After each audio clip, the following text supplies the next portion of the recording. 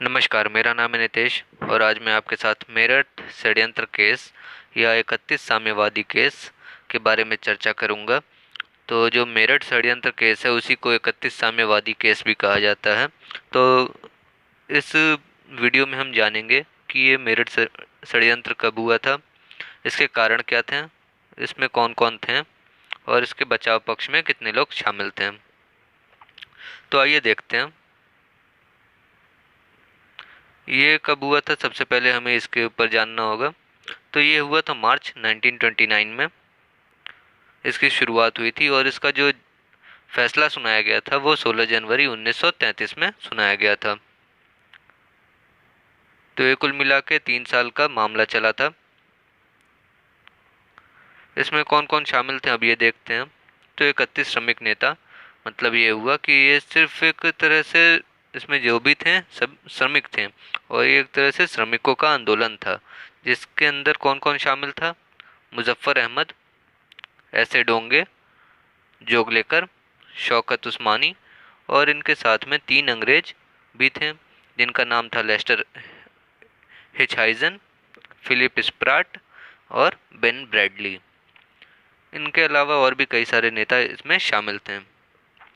मुख्यतः जो अंग्रेज थे उनका जो रेलवे का उस समय कार्य चल रहा था उसकी वजह से वो इस आंदोलन में भाग लिए थे। आइए जानते हैं कि क्या क्या आरोप लगा करके उन इस आंदोलन को रोका गया था और जिसकी वजह से उनको मेरठ में ला करके मेरठ कॉन्स्पिरेसी का शिकार बनाया गया। तो इसमें आरोप ये था कि सम्राट को भारत की प्रभुसत्ता से वंचित करने का प्रयास किया जा रहा है। तो ब्रिटेन ने क्या आरोप लगाया कि जो भारत में ये सभी श्रमिक वर्ग के लोग हैं और तो ये क्या कर रहे हैं, जो ब्रिटेन का सम्राट है उसकी भारत के ऊपर जो अधिकार हैं उनसे उसको वंचित करने का प्रयास कर रहे हैं। इस आरोप में इस कॉन्स्पिरेसी को चलाया गया था। इसके बचाव पक्ष में कौन कौन शामिल है उनको देखते हैं। तो 31 मार्च 1929 को क्या हुआ, मोतीलाल नेहरू जी ने केंद्रीय विधानसभा में काम कर रोको प्रस्ताव पेश किया था और इसी संबंध में जो हमारे अल्बर्ट आइंस्टीन जी थे उन्होंने भी ब्रिटेन के तत्कालीन प्रधानमंत्री मैकडोनाल्ड को पत्र लिख करके इस केस को हटाने के लिए कहा था। उस समय जो प्रधानमंत्री थे वो थे मैकडोनाल्ड।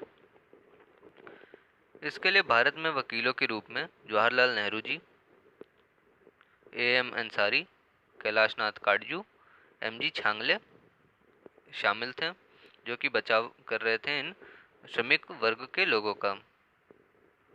इसमें फैसला क्या हुआ ये भी देख लेते हैं।